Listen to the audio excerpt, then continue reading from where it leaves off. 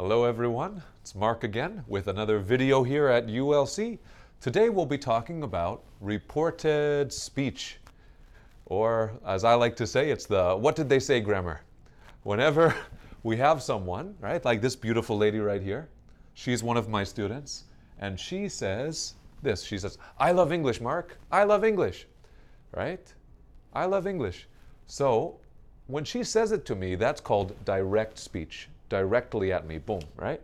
This new speech, we say reported speech because I want to say what I heard. I want to say what she said, right? So here, I'll just say, she said that she loves English, right? I love English. Oh, she said that she loves English, okay? Or I could use this word. You know the word tell, say, tell.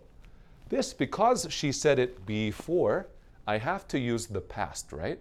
So I will say she said, she told, right? For told's a little special, we need this word. We need the me. She told me that she loves English. Both of these, same meaning, same idea. The that, I put the that in this special little bracket because we don't need to say that. It's optional. We could do, she said she loves English. She told me she loves English. Or she said that she loves English. She told me that she loves English. Both are okay. And for this situation, right, I keep the present, right? She loves, I love. Because for me, I think for her it's still true, right? Do you still love English? Is it true for you? I hope so. Then you could say, oh, you told me, you said that you love English, right? Something still true, true now. We can also talk about something, right, where someone says a past sentence. This is my friend, his name's Charles. He was not very smart yesterday. He ate an entire cake, right? So I heard him say, oh, he's like, I ate an entire cake. If I want to report that, if I want to say what he said to me, I can say, he said that he ate the entire cake. Or he said he ate the entire cake. If we have past simple, I ate, right? We can report, oh, he ate the entire cake.